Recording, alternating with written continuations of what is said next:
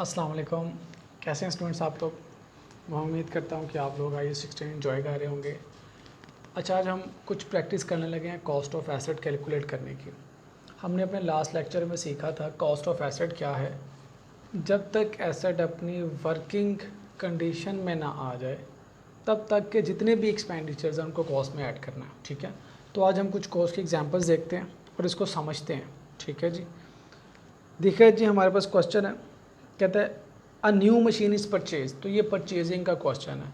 आज हम एक मैन्युफैक्चरिंग का भी करेंगे जिसमें ख़ुद से एसेट डेवलप किया गया, ख़ुद से बनाया गया, और एक परचेजिंग का करते हैं ताकि इन बेसिक एग्जांपल्स को समझते करते हुए हम नेचर ऑफ एक्सपेंडिचर्स को समझ सकें।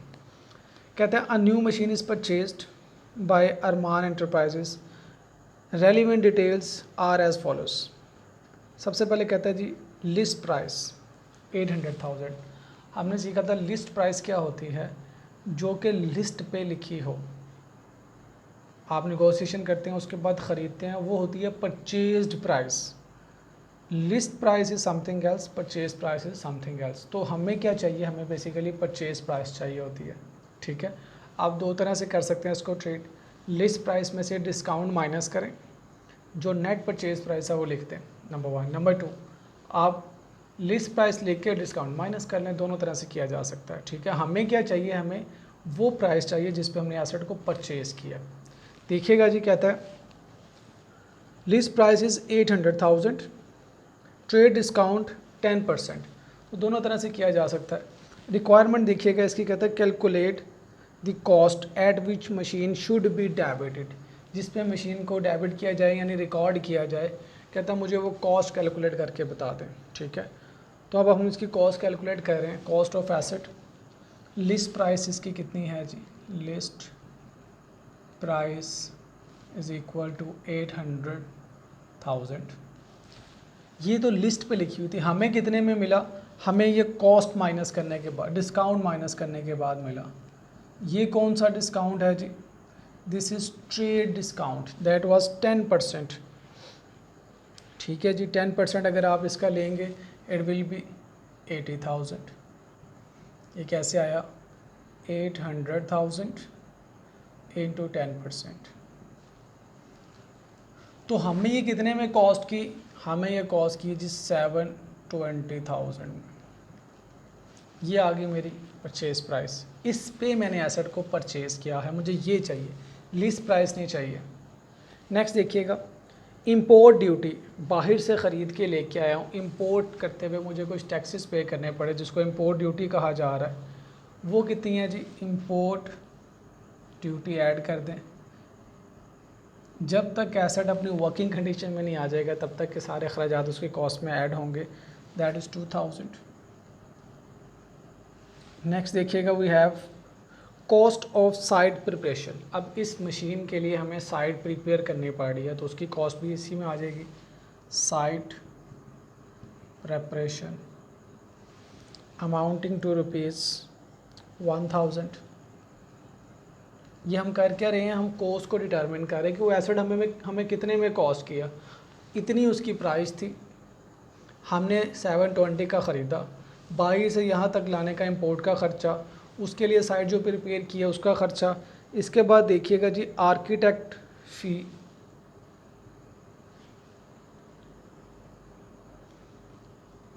आर्किटेक्ट फ़ी कितनी है जी, इट्स अमाउंटिंग टू ₹1000। ये आर्किटेक्ट ने फ़ी ली जिसने अपनी साइट प्रिपेयर की है, डिज़ाइन किया, एस्टिमेशंस लगाई। उसके बाद कहता है जी non refundable taxes, non refundable taxes, कितनी अमाउंट के टैक्सेस ऐड किए गए हैं जी, इट्स ₹6300। हमने ये पढ़ा था जो नॉन रिफंडेबल टैक्सेस होते हैं वो बेसिकली इसकी कॉस्ट में ऐड किए जाएंगे। जो रिफंडेबल टैक्सेस है उसको कॉस्ट में ऐड नहीं करना। क्यों नहीं करना, क्योंकि उन्होंने अल्टीमेटली अपनी टैक्स लाइबिलिटी में से कम हो जाना, वो एडवांस टैक्स समझा जाता है उनको। ठीक है, विद होल्डिंग टैक्स समझा जाता है, तो वो विद होल्डिंग इनकम टैक्स है। ये जो टैक्स है ये इस एसेट को ख़रीदने की वजह से हमें पे करना पड़ा, इसको कहते हैं नॉन रिफंडेबल टैक्सेस। तो ऐसे टैक्सेस जो इस एसेट की वजह से आए हैं उनको हमने कॉस्ट में ऐड करना। Non refundable taxes is because of this asset, refundable taxes are not for this asset, वो इनकम में से यानी इनकम टैक्स में से जाके लेस हो जाते हैं। नेक्स्ट जी we have insurance in transit. जो रास्ते की इंश्योरेंस है, वो एसेट आपके पास आएगा पोर्ट से, जो रास्ते की इंश्योरेंस है ख़रीदने से लेके आपके प्रेमिसेस आने तक की, इन ट्रांजिट इंश्योरेंस वो भी कॉस्ट में आती है जी। इंश्योरेंस इन ट्रांजिट अमाउंट है जी हमारे पास इंश्योरेंस इन ट्रांजिट की, दैट इज़ 7,000।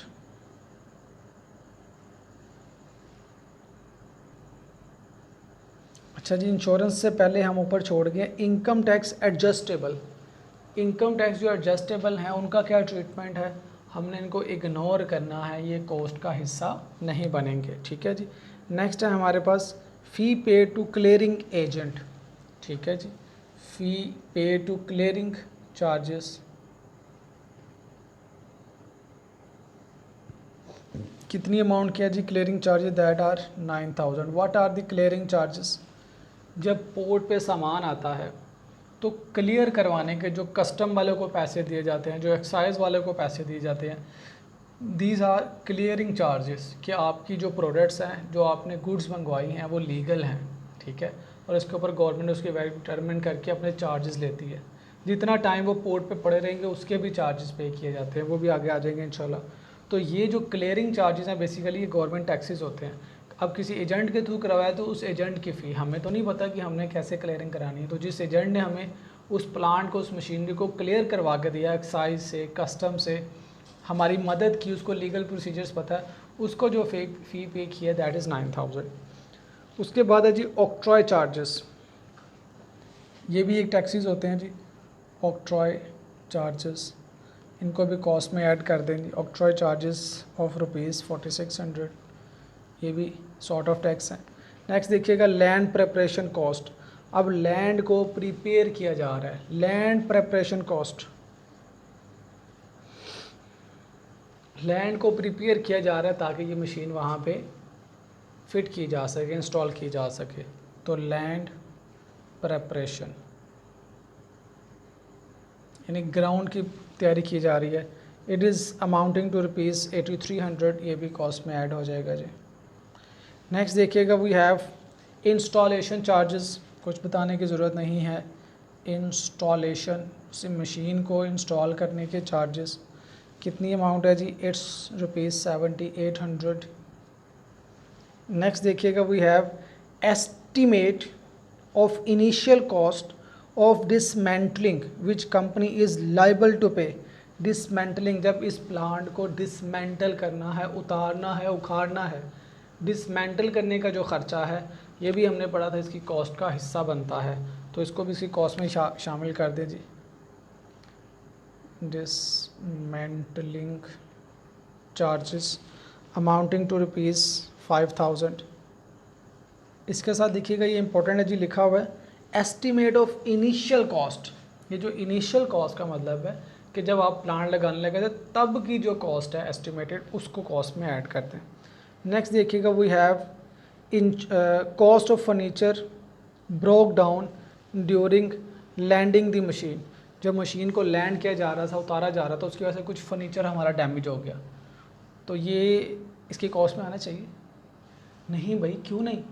क्योंकि ये इस मशीन की वजह से कॉस्ट नहीं है, ये तो आपने एहतियात नहीं की, आपने केयर एक्सरसाइज नहीं की, जिसकी वजह से ये नुकसान हुआ है, तो ये इस मशीन की कॉस्ट का हिस्सा नहीं है, इसलिए इसको मशीन की कॉस्ट में ऐड नहीं करेंगे। नेक्स्ट देखिएगा इंश्योरेंस फॉर द ईयर। अब ये मशीन इंस्टॉल होगी और पूरे साल की इंश्योरेंस पे की गई कि अगर इसको खुदा न खासा कोई नुकसान होता है तो इंश्योरेंस कंपनी हमारा नुकसान पूरा करेगी, तो ये भी कॉस्ट का हिस्सा नहीं है, ये तो इंस्टॉल होने के बाद, ऑपरेटिंग कंडीशन में आने के बाद की इंश्योरेंस है। हमें तो ऑपरेटिंग कंडीशन तक आने तक के अखराजात उसकी कॉस्ट में ऐड करना है।